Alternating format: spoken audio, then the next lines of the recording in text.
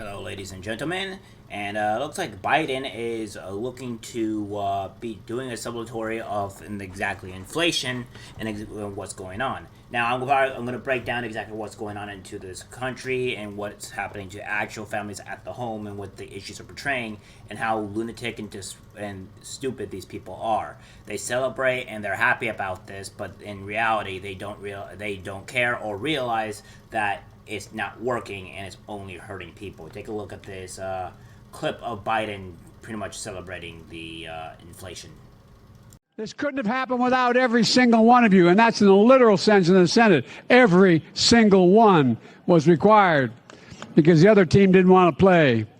And all our distinguished guests, CEOs, advocates, activists, thank you for joining us. And what a great day.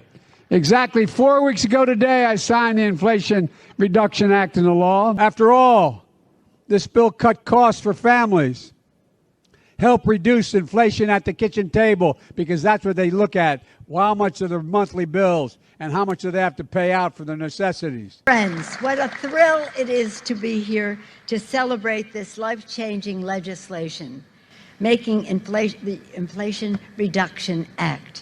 Inflation Reduction Act, so beautifully named for all that it does.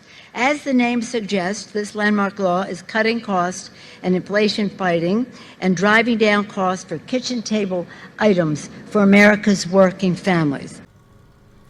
Not quite sure what they mean by kitchen table items, but they probably mean food. But I don't think your reduction act is actually really working because it's causing more harm than good. And we even have the statistics and stuff of the actually being of a negative impact than a positive impact. Here's a few videos of showing exactly what's going on and how negative it's actually been. Consumer Price Index headline number expected to be down is up 1/10 instead of down 1/10. And do remember the high water mark there was in June when it was the highest level since 2005 when it was up 1.3%. Up only 1/10, of course, is the lowest. Well, since last month, we're unchanged. If we strip out the all-important food and energy, and do understand, gas was down, 26% month over month. It's food that we have to pay attention to, up 0.6%, double the expectation. And the high water mark there is up 0.9. That was in April, and that went back to 1981, up 0.6. Well, if you look at up 0.7 in June, that's kind of our comp. Now, the year-over-year numbers, expecting up 8%, up 8.3 on year-over-year, up 8.3. High water mark there was, of course, 9.1. That goes back to 1981. 8.3 equals April, and it is the lowest level since February when it was 7.9. And if we strip out the all-important food and energy on a year-over-year perspective, it's also hotter than expected, up 6.3%. We're expecting up 5.9. The high water mark there, up 6.5. That was in March. That was the highest since 82. So when we see 6.3, that actually now is the highest since March of when it was the highest since 82. We've had 4 months in a row where it was moderating a bit. We'll call an end to that. Now, as we look at interest rates, we can clearly see that there's a lot of two-way action going on here. But for the most part, we're at 339 and a 10. That's up about 4 basis points. And we were at 329, down 7. So you can see there's been a big reversal. And the panel, of course, is going to discuss this. The thing that really bothers me with regard to inflation is everybody here on this panel agreed months ago that one of the reasons inflation was high was all the government spending. And after we agreed on that, what did the government do? They spent more. Student loans, welfare in terms of the CHIPS Act. Seems like nothing is sinking in. These numbers aren't better than expected, and maybe they should be, and maybe ultimately they're going to start to go back up again. Yeah, so lights on, and even the size of the rent check.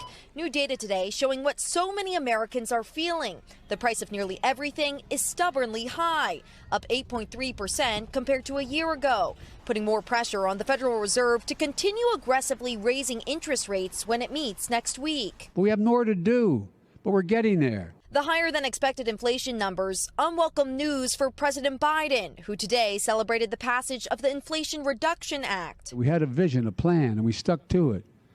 And the result is we're getting the job done for the American people. Republicans slamming the White House ceremony today as out of touch. Democrats' policies are sucker punching American families every time they set foot in the checkout line. While the national average for a gallon of gas is now down $1.30 from the all-time high in June, it's still up 16% compared to a year ago.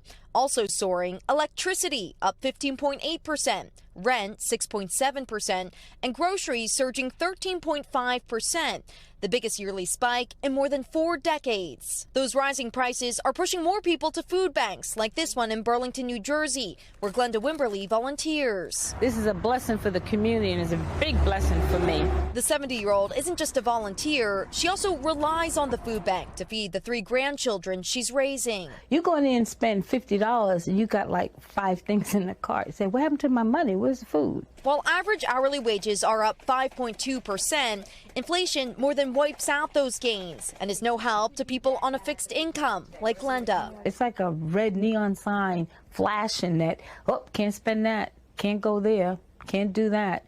It's very difficult. And Emily, there is growing concern about another looming economic crisis involving America's railways.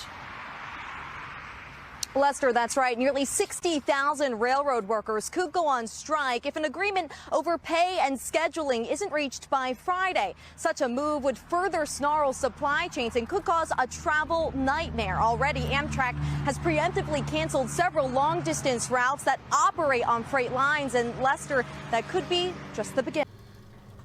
Yeah, I don't know about you guys who read the news, but there has been discussion over the Amtrak and some other issues going on in the state, in particular of them going on strike and causing which would cause a massive food shortage and other issues that would be trending to us across the country.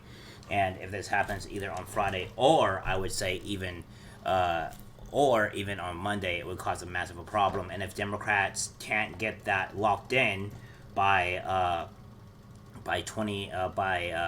Friday or even Monday, it's going to have a serious and negative impact on the American people. Which I kind of agree with the Temple on this, is that I do hope that doesn't happen, because it will cause major issues for the American people and other things that we just don't want to deal with right now. Regardless whether it's going to be good for the Republican Party or not, it's bad regardless, and we don't really want people suffering more than they already are. So there's also that. But there's also another one with Jean Pierre, where she's kind of dipping the toe of the line of the actual inflation issue, and take a look at that one. You're pointing to wouldn't kick in until 2024 or 2026. So is it fair to suggest to people that somehow they're going to see some inflation reduction right now while they're hurting the most? Well, that is actually not true. So this is just for some folks who are watching. Consumers, families, and small businesses owners can head to cleanenergy.gov as it relates to the energy cost component, the lowering of cost, to learn more about how they can start saving money immediately thanks to the Inflation Reduction Act, tax credits. What exactly would the Inflation Reduction Act do to reduce inflation in the short term? So when you look at the lowering costs in particular for Americans, I think that's important when you think about how inflation has increased costs for Americans. Yes, we all know that has increased in cost in terms of everything here in the United States, and it's pretty much negative, and they're not really doing so much of as a good thing here. But as another thing as well, what they're not seeming to realize, at least the Biden administration, is that they haven't really realized that the inflation, a third of Americans have dipped into savings, and this is all due to the fact that the inflation is just so high and is being showing to increase than actually decrease. And this is kind of where we're at in a society, to where it's just not good. And we'll also go down to here as well. Okay, go back to me. Go away. Go away. Just continue this way. God damn it. Jesus Christ. God. Stop it! Jesus. And going on to CNBC, granted that is credible as it should be.